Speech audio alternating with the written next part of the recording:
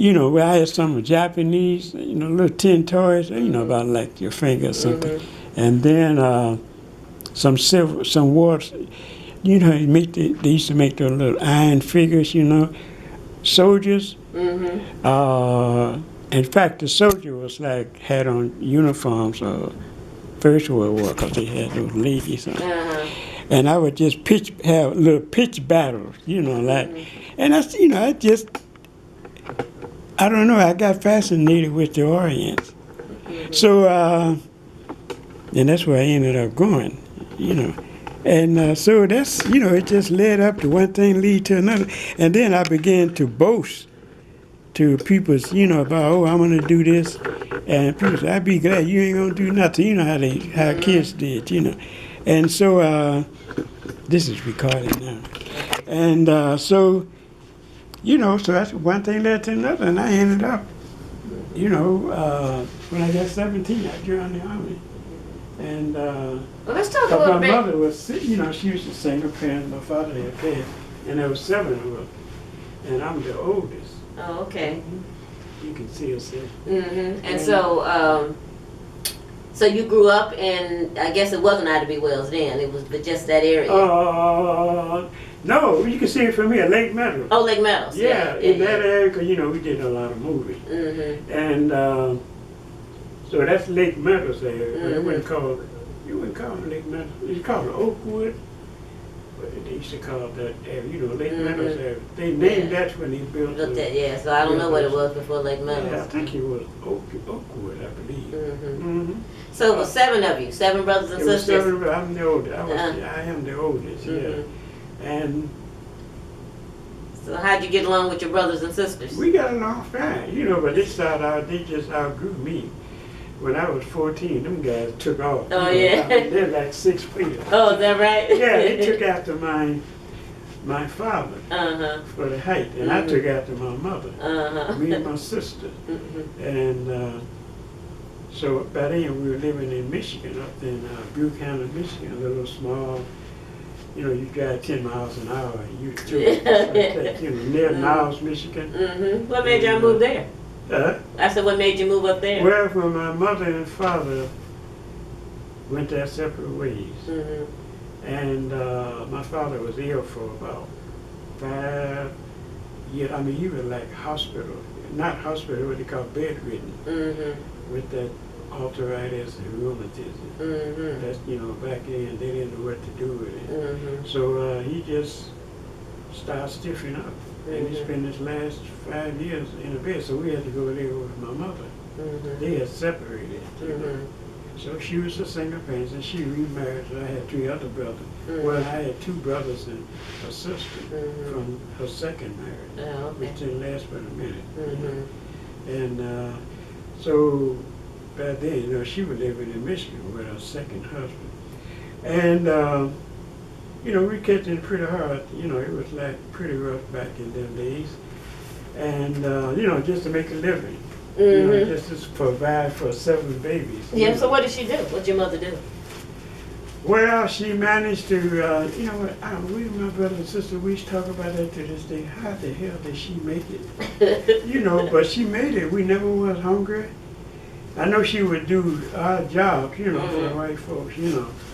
And I remember seeing her coming home crying a few times. And she would talk about how bad the people would treat us, the women, the white women, you know. So, you know, they would really give them a hard time, you know, taking all that animosity out on these people that work for the black people that work for them as domestic help in the house there, cleaning, and that's what she was doing, you know, just housekeeping, cleaning work. And so me and my brother, we said, yeah, we get big enough, Mom, you ain't gonna have to do that. And she didn't either. And so we were getting 16, you know, at that time. This was back in the 50s. No, this was in the 40s. I'm 83. I just turned 83. And when did you say you were born? 33. What? But what? March. March what? 27. Yeah. And right here in Chicago, at Cook County, you know, everybody was born in Cook County. And So, we lived here in Chicago, we used to move a lot. Right around here in the south side, on the south side. So anyway, I made a vow. I said, hey, Mom, you signed for me to go because I wasn't old enough. And I wasn't doing that well in school anyway, because we moved so much. We never stayed in one place 5 years. Oh, The okay. longest we stayed in one place when my father was living with my father was about 2 years or 3, because he had people taking care of us, women, while he was working. Like godmothers and stuff. They were nice, all except one. They were just like Big Mama. And so that was anyway. By the time I went to live with my mother, I was 12. So from 12 to Mhm. 17, I lived with my mother. So that was like 5 years in Buchanan. And and I signed up to join the Army. During the summer months, we'd go out and pick cherries and peaches. Michigan's like a fruit state. And during the summer months, us kids would go out, and pick the fruits and vegetables. To help with the, with my school money and all that. So, that's what we do. We look forward to it too. We have a lot of fun. We can buy our own shoes, school equipment. And so it was me and about 3 or 4 other boys. We sitting out there in the apple field one day, and the oldest one had already joined the Navy, and we were talking about him. And somebody said, we ought to go join the Army. And I picked it, I said, yeah, so we started discussing it. And so when I turned 17, I started working on my mother about maybe 6 months beforehand, trying to convince her.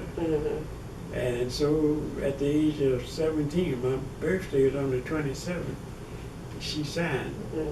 And April the 6th, I was being sworn in. Took basic training down, it was all black, right? But I took basic training down in Fort Riley, Kansas, and that was mixed. There was only 6 or 8 blacks that was in my basic training unit. Now, did any of you guys that were talking about it that day, anybody else join up? Yeah, Tex joined, he joined. Matter of fact, about 3 of them joined. I think more than that, because one brother by the name of Robert, he joined. He went to Korea too. He lost his arm, got his arm shut off. He came back, I remember. And Tex joined. That was my that was my buddy. He was my hanging buddy. He about a couple of months older than me. And he joined. He also joined the Air Force. And I remember them 3, with myself. And so I joined, and we didn't serve in the same unit. I ended up in the Army infantry, and was sent to Korea. That's when the Korean, it wasn't called a war, it was called a police action. And I joined that and ended up on the front line. Yeah, and during the hardest time, the Korean War was the last conventional war. You know what I mean by conventional war? It seemed similar to World War II, like trench war, and like World War I. You see, only thing different, they didn't use poison gas. They were using poison gas during the First World War, and back prior to that, in the Second World War, they dropped that because too many people were soldiers on both sides, and they didn't have any control. You know how the way can change. Right. So they just stopped. But it was trench warfare. It wasn't like punching buttons or dropping zones, drones. No. Well, none of that going on. Right, you were in the hole. You get in the hole, and you got to go up them mountains, and they wait till you get halfway up there, and then they come out, on you, and you just have to keep going, and that was a horrible experience. So I never talked about that, not to any of my family until I was out for about 30-some years before one of my nieces sort of encouraged me, because one of my nephews, John, he finished basic training and he was being sent to my sister's sons. And he was being sent to Korea. Now this was in the 80s, right? So we're talking, and one of the girls, oh, you're not gonna, she telling him, you're not gonna like Korea because they don't like black people down there. She thought Korea was a city somewhere in the south or something, you know. So you know, a kid, everybody started laughing. And she said, I didn't know nothing about that. They teach. She was in high school. She said, nobody taught us anything about Korea. We don't know. And that just, you know, and then she says, Uncle Jimmy, you was in there. Well, I see it, but I never told him. I told him I was in Japan. You know, I was in Japan. Japan was, you know, that was not. I told him all the good stuff. And she just happened to make up. She said, you ought to write a book. And you know, the more I thought about it, I said, you know, I did promise myself that if I ever get out of Korea, you know, how the guy we be talking, man, so we ought to write a book about this shit, you know, and on the front, sitting around just, you know, talking.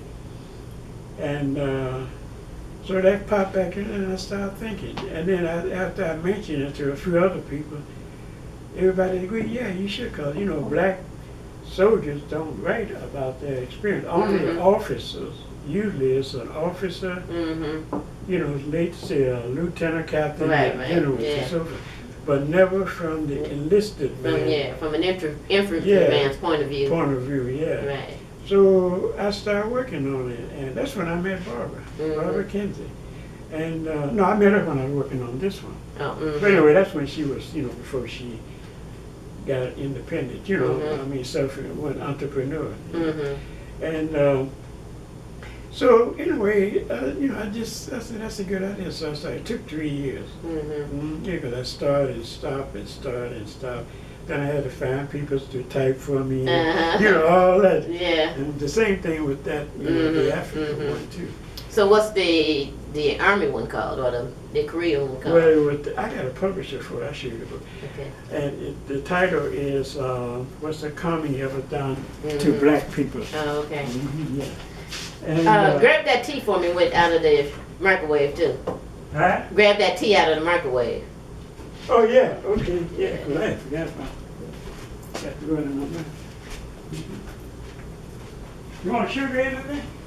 No, it's probably got sugar in it already. Doesn't it?